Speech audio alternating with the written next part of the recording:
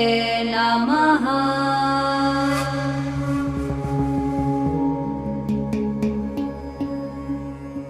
विकटोत्कटसुन्दरदन्तिमुखं भुजगेन्द्रसुसर्पगदाभरणं गजनीलगजेन्द्रगणाधिपतिं प्रणतोऽस्मि विनायकहस्तिमुखम्।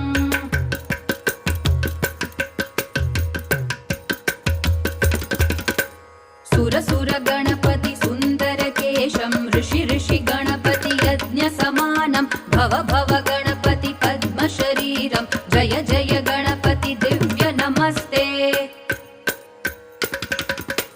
गजमुखवक्त्रं गिरिजापुत्रं गणगुणमित्रं गणपतिमीशप्रियं गणपतिमीशप्रियं गणपतिमीशप्रियम्।